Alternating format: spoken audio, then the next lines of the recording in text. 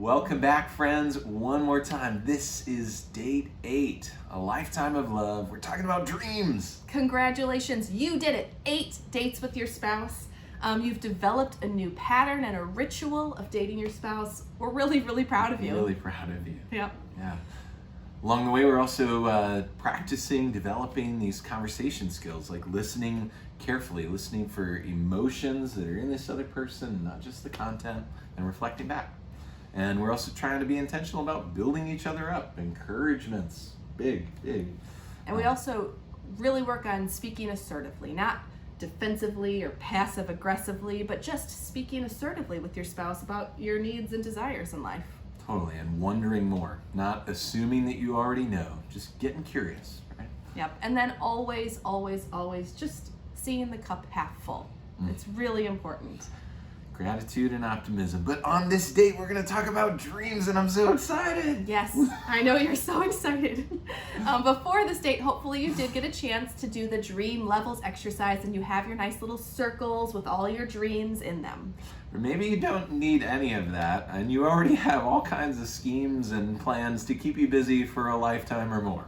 I am by nature a very blue sky, possibilities are endless kind of thinker. It's just how I'm wired. And okay? if I had a t-shirt personalized for me, it would say, Dream Crusher. I am practical. I have my feet on the ground. That is ridiculous. That's my, like, the mantra in my head. And early on in marriage, this was a really... Point of contention. It was a point of contention.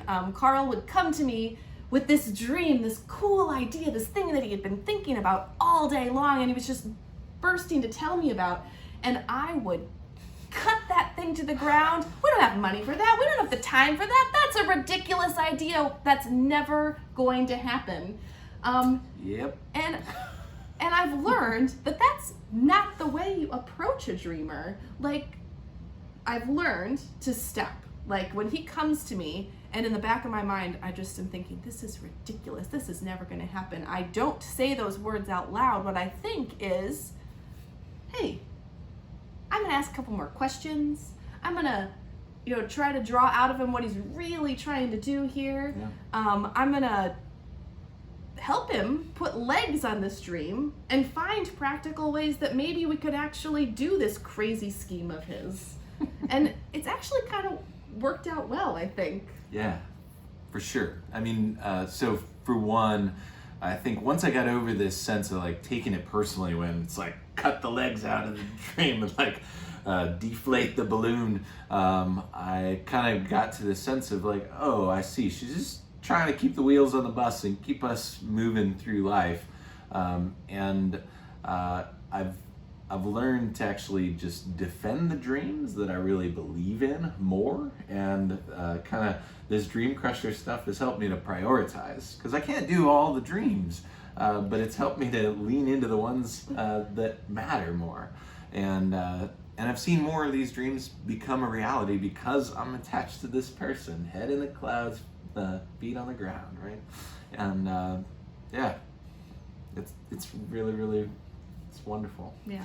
And I think the Dream Crusher thing, I mean, it works both ways. Like, I'm quick to crush his dreams, but I also am really quick to crush my dream. own. Like, I won't even vocalize something that I'm dreaming about, because that's ridiculous. I don't have time for that, Right. And so I've learned, I've watched him, like, say all these crazy dreams. Yeah. And a couple years ago I voiced, I'd maybe like to learn a new instrument. And that's like... I get really excited when she starts to allow this sort of space. Like, it's really fun for me to hear this come out of her mouth. But we have 4 kids and a busy schedule. Like, I don't have time to actually learn a new instrument or, invest in my own dreams. And Carl was really encouraging, and he gave me time and space and a lot of encouragement. Like, oh, just do it. Like, it's fine.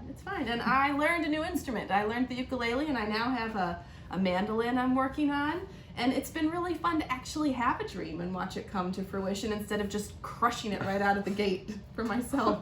Totally. And think of how the world would be without that. Have you heard this woman do music? She sings beautifully. She plays beautifully. It's amazing. It's such a gift. So, everybody's got dreams. Big ones, small ones. the most important and critical takeaway in all this is just not to hide your dreams, okay? Not from your partner for sure. You don't have to have all the same dreams as your partner either. But Okay? you do have to work to understand and appreciate your partner's dream. And you can really deepen your relationship by just helping your partner pursue his or her dreams. Totally. Think back to your wedding. How many dreams did you have at that point in time in your life on that day? And how many of those dreams have come true? And how many of you did you basically leave back at the altar or back toward that time, or the dust of life has sort of carried you along the road? Yeah, let's take a step back toward that altar and read some of the words that maybe many of you had read on that day. From 1 Corinthians 13, the love chapter. Love is patient. Love is kind. It does not envy. It does not boast. It is not proud. It does not dishonor others. It is not self-seeking. It is not easily angered. It keeps no record of wrongs. Love does not delight in evil, but rejoices with the truth. It always protects, always trusts, always hopes, always perseveres. Yeah, love never fails. And so from Song of Songs, chapter 8, place me like a seal over your heart, like a seal on your arm. For love is as strong as death, its jealousy unyielding as the grave. It burns like blazing fire, like a mighty flame. Many waters cannot quench love, rivers cannot sweep it away. If one were to give all the wealth of one's house for love, it would be utterly scorned. Such romantic sentiments, such idealism and poetry there, right? And thing is, when you commit to each other, you commit to dreams as well. Mm-hmm. And that's part of the joy of the journey, is being able to lean into each other's dreams and try to see which ones you can make come alive. And so keep after it. Commit to pursuing each other's dreams in your relationship. Yeah. All right. So, but the fun doesn't stop here. You've just spent 8 weeks dating each other, right? Mm-hmm. You've found and built a new ritual, date night. So don't stop. Keep it going, right? There is enough material in the appendices to keep you going on dates for a while. There's so many good open-ended questions. You could take one question and make an entire date out of it.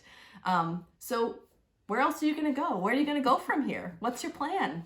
Absolutely. How are you going to continue the journey? And are you going to share this with family or friends, like share the book and the like with family and friends who need it? Are you going to block out time in your calendar to keep these date nights going into the future? How are you going to keep practicing those conversation skills that we've been developing in this journey?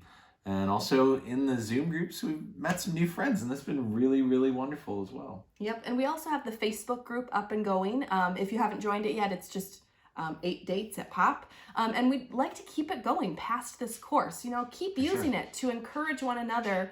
What are you doing as your dates? Like if you find something super fun that really worked for you, you know, offer it up. See if someone else would benefit from that. And we are really also looking forward to the day when we can see you all in person every week and talk about our marriages there too. For sure. We have really, really enjoyed being on this journey with you guys, and we're so thankful that you spent the energy and the time at this important time in our history building into each other, this really, really important relationship. And so we just wish you God's blessings on a lifetime of love, walking together by faith and pursuing dreams together. And so peace, everybody. Peace.